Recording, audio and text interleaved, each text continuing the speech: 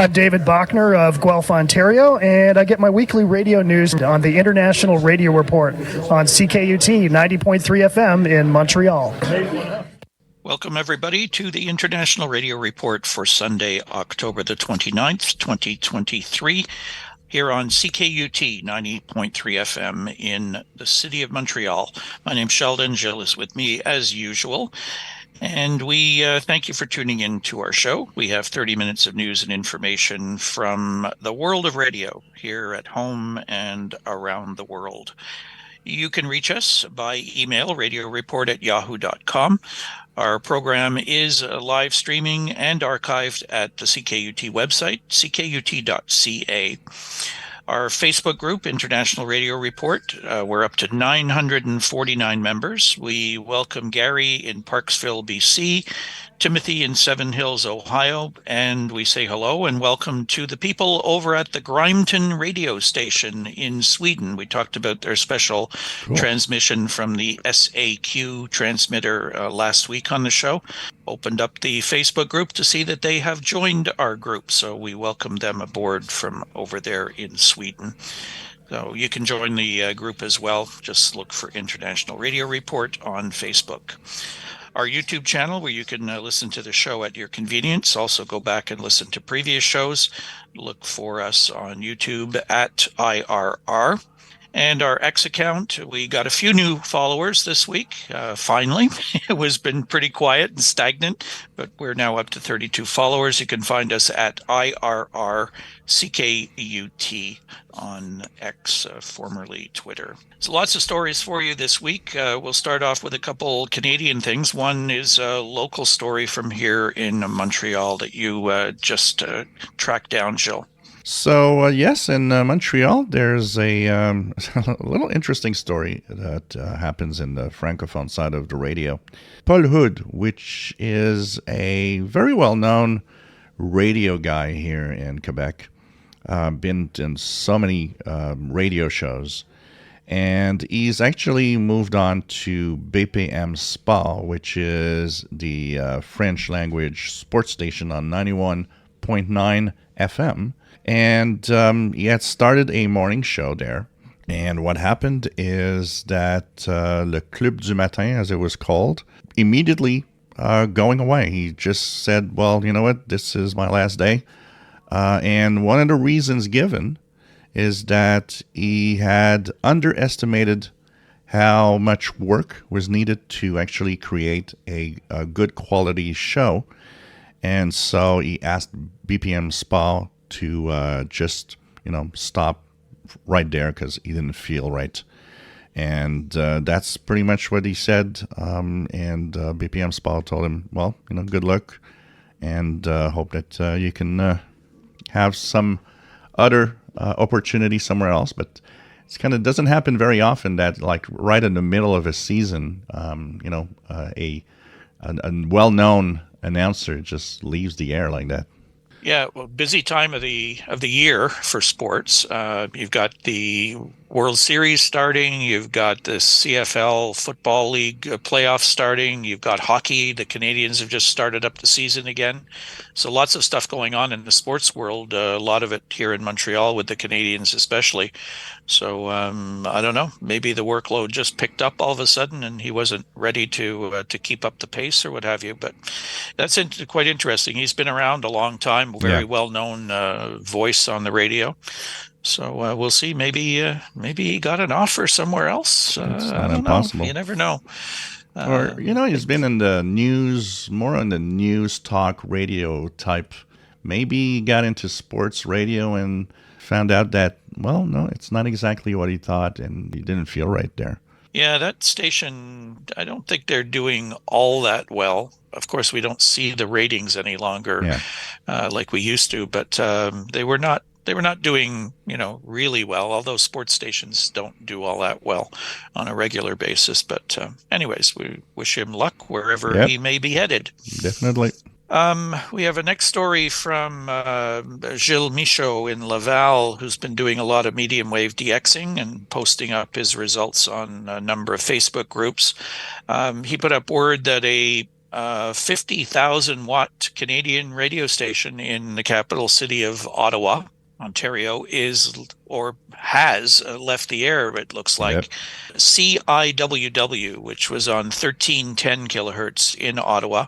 They had a parallel FM signal on 101.1 FM, CJET FM. They were running an announcement, which I heard last night, Thursday night, that they, after trying everything possible, they just couldn't keep going, and were thanking their listeners, thanking the staff, and it's a Rogers-owned radio station, and they've decided to pull the plug on the station. Kind of sad. The station has existed since 1922 in Canada, in this capital city of Ottawa. 50,000 watts. They used a 2-tower array during the daytime for the 50,000 watts, and then they switched over to a 5-tower array to create a pattern to protect other stations on 1310.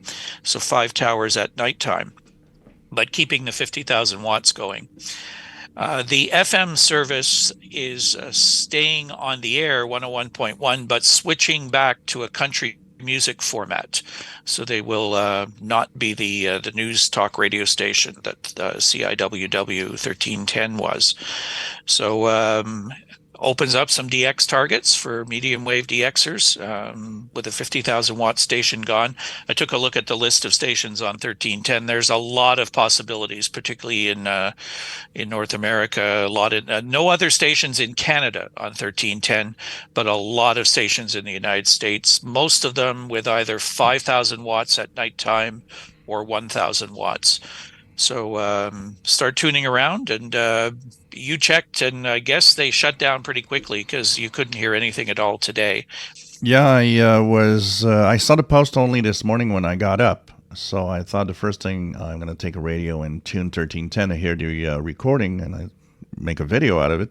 And there was absolutely nothing. So they already had left on Friday morning, unfortunately.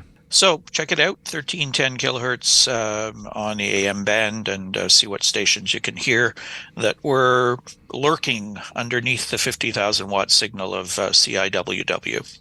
So we want to remind you of a couple things that we've already talked about. One is going to be going till the end of Sunday, UTC 2359. And that's the worldwide CQ SSB contest on the ham bands. If you've already been participating throughout the weekend, you'll know what it's all about. If you haven't done it yet, you still have a chance until 23:59 UTC tonight, Sunday, to check it out. So give that a shot. The CIDX Club is running a concurrent monitoring contest on the ham bands as well. So if you're a part of that, you can check that out as well. And coming up on the 31st is Halloween. We talked a little bit about the pirates last week. They will be out there in full force, we're pretty sure, probably even over the weekend. Certainly Mat Night, as we call it here in Canada, the night before Halloween, and on Halloween itself. So check out all the usual shortwave bands. And to see what's happening, go to hfunderground.com, where you'll see all of the postings of what people are hearing in the way of pirates in just about real time. So that will give you some targets to go shoot for. So we wanted to remind you of those two events, and feel free to post what you're hearing or drop us a note. Tell us what you experienced during either the contest for CQ Worldwide or with the Halloween Pirates. So we have what we could consider a warning, because you never know when this could happen. It could happen to CKUT. It could happen to many community campus radio stations that are out there. So this is via CBC News. Students vote to end funding for campus radio station CHUO. The University of Ottawa's independent campus radio station, CHUO 89.1 FM, is losing the funding it gets from students after they voted to end a levy. CHUO, a nonprofit without charity status, has been in operation since 1991. In a by-election that ended on October 13th, students voted to end funding as of September of 2024.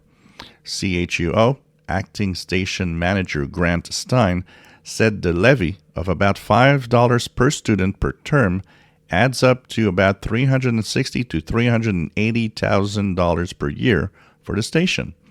That makes up a large majority, about 80% of the budget. Though some money is drawn from advertising and annual fundraising drives, it's unclear whether the station can survive the blow. It's still really early to say definitely that it will end the radio station, but it's going to definitely be a different radio station, he said. Stein said the station will have to look at relying even more on volunteers and may not be able to afford its existing space in the basement of a University of Ottawa building. It's going to have a major effect, not just on staffing or budget, but the potential of having to move, he said. According to Stein, the station's ratings have actually shown a recent uptick in listeners.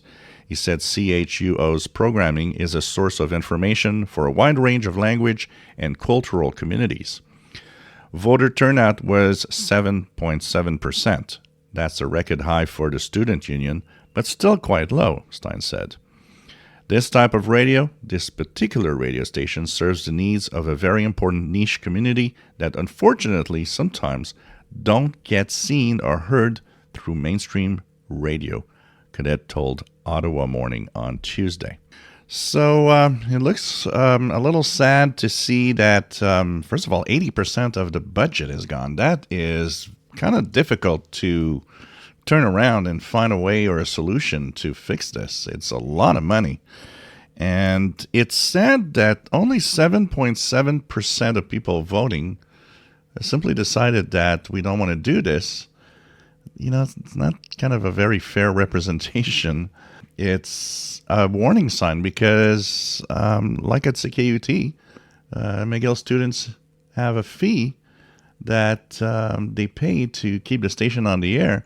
Imagine if that would go tomorrow morning.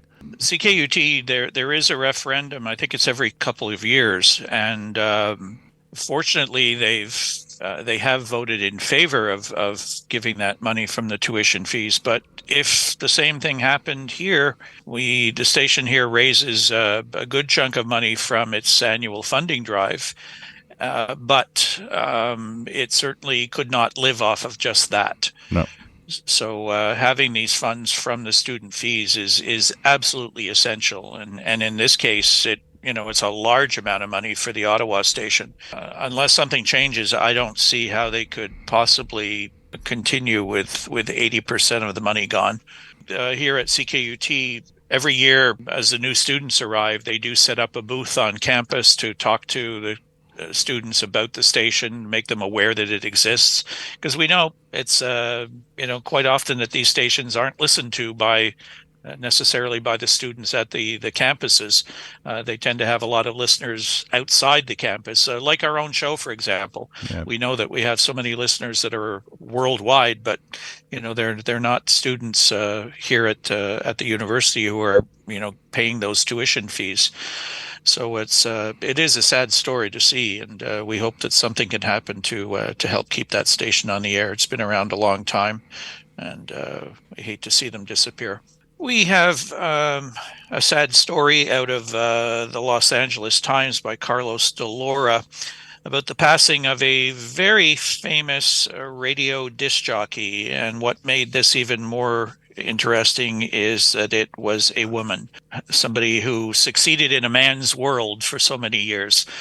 The headline is Dusty Street, a longtime KROQ voice and pioneering female DJ, dies at 77 years old. Dusty Street, the radio disc jockey who shot to popularity in Southern California while working at KROQ FM, died Saturday in Eugene, Oregon, at the age of 77. Street got her start in the radio business in San Francisco in the late 1960s, working for a number of stations, KMPX, KTIM, and KSAN, as one of the country's first female FM DJs. She found her way into the Los Angeles market in 1978 after landing a job at KROQ, one of LA's premier rock stations. She briefly left that station in 1980 and spent some time at local rock stations KLOS and KWST before returning to anchor KROQ's evening programming from 1981 to 1989. Over the last 2 decades, Street has been in Cleveland, working out of the 5th floor of the Rock and Roll Hall of Fame as a DJ for Sirius XM, most recently on the Deep Tracks station. Often asked whether her DJ name was her real name, Street, who grew up in the Bay Area, had to constantly tell people that yes, that was actually her name. My full name is Dusty Francis Street, she told the Times in 1985. My father's name was Emerson Street, and we used to live on Emerson Street in Palo Alto, California. That drove the postman out of his mind. Street was one of radio's most outspoken personalities, especially about the attempts by such groups as the Parents Music Resource Center to apply a rating system to rock music lyrics, which was the subject of a 1985 U.S. Senate hearing. Longtime KLOS DJ Gino Michelini shared a message Saturday on Facebook regarding the pioneering DJ's death. He said, "Tonight I lost one of my best friends I ever had, and the world lost a radio and music legend. She was all that and so much more. There will never be another Dusty Street. The Queen is gone, but she'll never be forgotten." I listen to her quite often on Sirius XM on the Deep Tracks channel. One of these really classic radio voices, really knew her music inside out. There's another one at Sirius XM I sort of put in the same category named Meg Griffin, who's just as famous. And these were really the pioneers that cracked this man's world of DJs. And of course, we have many of them now all over the world, literally. But certainly Dusty Street. And I always thought, what a great name for a radio announcer. Was really surprised when I saw that was her real name. We sorry to lose someone like that, but we certainly remember Dusty Street. There have been all kinds of tributes to her on Sirius XM this week that I've been noticing as well. So really sad to have lost her. So what's happening with our sun? Well, the sun is very quiet. We're in a moment where there's almost no sunspots.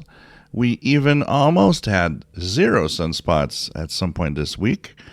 And a lot of people have been asking, well, is that, the end of the solar cycle? No, we're still going towards maximum. There was a geomagnetic storm, though, that did happen, and it was brief, but it was created by some fast solar wind coming from the sun. Conditions, of course, should be good this week. There are some indication that an emerging sunspot, AR3473, could actually be a troublemaker since it was involved in a solar flare. So who knows what is lurking this week in propagation. NOAA always, kind of checks the forecast for solar activity. They issue every now and then an update to their forecast. The first forecast was that we'd have a very weak solar cycle this time around the same peak as solar cycle 24. But it's turning out to be much stronger right now. Already we've surpassed cycle 24, and they are looking at basically revising that forecast, saying that the solar max will be quicker and stronger. So when solar cycle 25 began in 2020, the forecasters thought it would be weak and slow to develop. But fast forward 3 years, NOAA is now predicting a quicker, stronger cycle.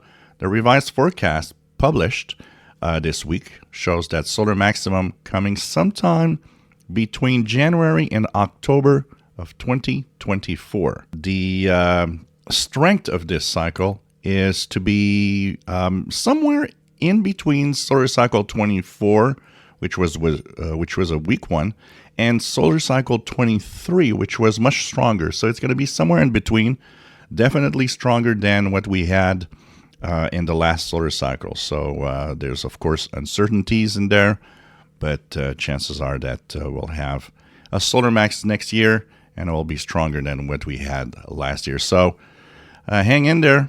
Propagation is going to be good, and we're going to be in the full swing of the maximum of the new cycle 25 that we're in right now. In order to be able to witness all of this on the radio, there's something important you got to do. You got to turn on a radio and listen. This is George Zeller of Cleveland. Listen to the International Radio Report every Sunday morning at 10:30 on CKUT 90.3 FM in Montreal.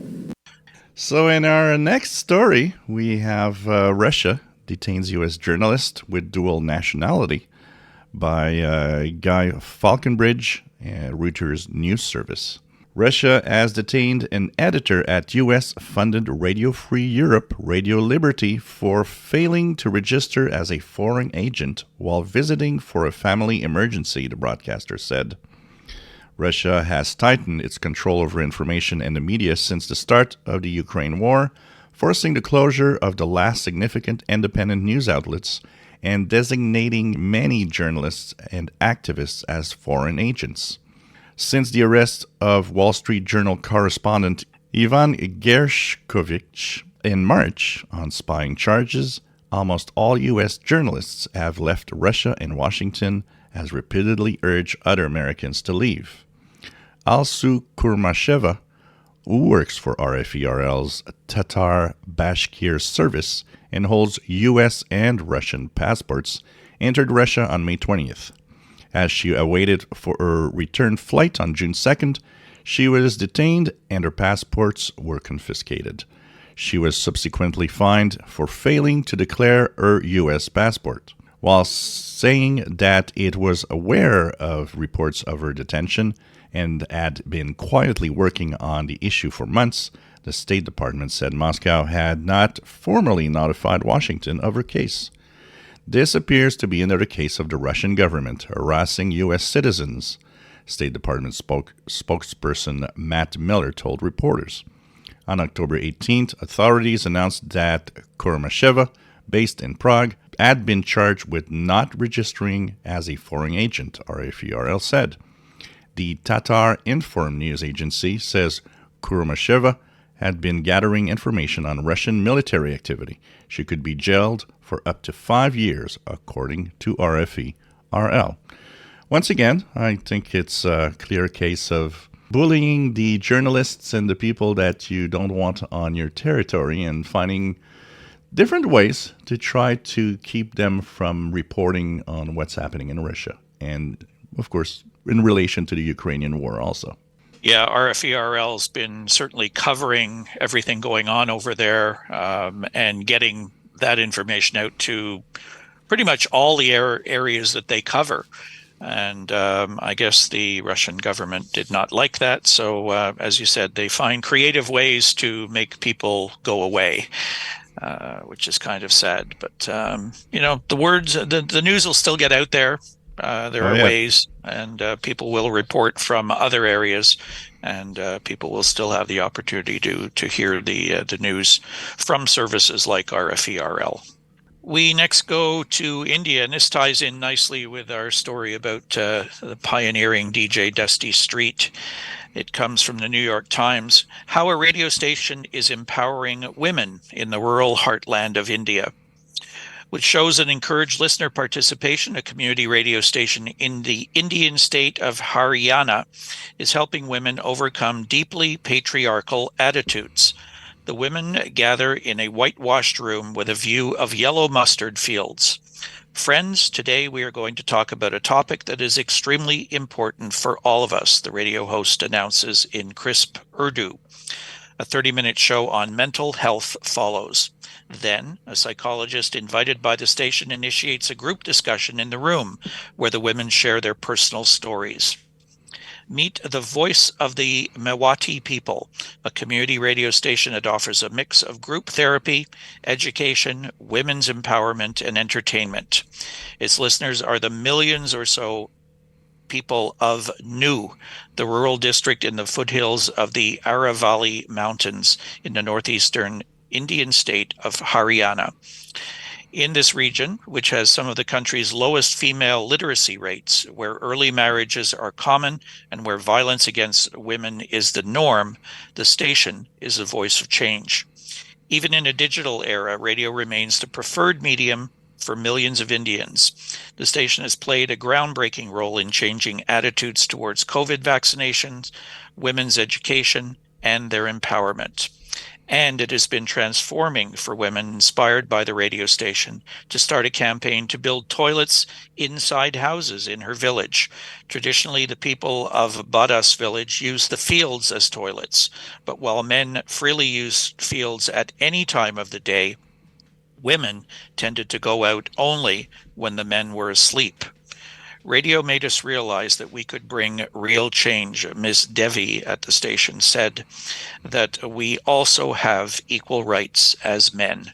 The interaction from listeners like Ms. Devi, who got her radio set as a wedding gift in 1988, is what sets apart the radio station, which employs local people as reporters. Ms. Devi also sits on a committee that advises the station on content. Community radio gives women a platform not only as listeners to get information, but as active participants, said the chief executive of a nonprofit that started the radio station in 2012 with about $18,000 of government funding. The goal initially was to establish better water conservation and agricultural practices in the community. But because most of the actual farming, mainly of millet, was done by women, the group knew that to meet its goals, it had first to empower them to make better decisions about their own lives. Today, the station broadcasts 13 hours of content daily in Hindi, Urdu, and Marathi on 107.8 FM across 225 villages in this border region, formerly known as Mewat, which is the home to the country's ethnic Mayo Muslims and a minority of Hindu population. Daily programming is interspersed with folk songs, a radio school show for children, and interviews from the field. Listeners can call in and request songs or ask experts questions during live shows. Great pioneering effort going on in that radio station in India, catering to the women of the territory. Yep, and just shows how the power of radio, of changing people's lives. It's really amazing, and it's a great story. So we have upcoming ham radio contests. A couple things going on next weekend that you can participate in. The ARRL Sweepstakes Contest, it's CW, 2100 Zulu November 4th to 0300 Zulu November 6th. That's organized by the American Radio Relay League. The objective is to support amateur self-training in radio communications, including improving amateur operating skills, conducting technical investigations, and intercommunicating with other amateurs. Stations in the U.S. and Canada, including territories and possessions, exchange information with as many other U.S. and Canadian stations as possible. It's 160 through 10 meters, no work bands, and it is a CW event. And we have the High Speed Club CW Contest, 1400 Zulu to 1700 Zulu November 5th, organized by the Radio Telegraphy High Speed Radio Club, Germany. The band's 3.5, 7, 14, 21, and 28 megahertz, and it's Morse code only, CW.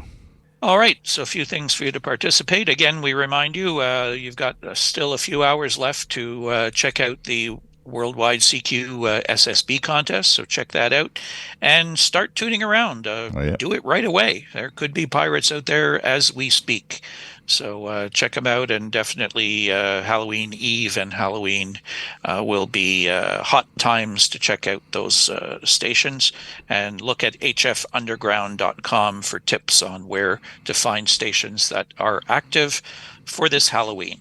And we are out of time. Jammed a lot into today's show. We thank you for tuning in. If you have any interesting stories, don't hesitate to share them with us, radioreport@yahoo.com, or put them on our Facebook group, International Radio Report. Have a great week, everybody. Happy Halloween, and we'll talk to you again next Sunday on the International Radio Report on CKUT 90.3 FM in Montreal. Bye-bye for now. Bye-bye.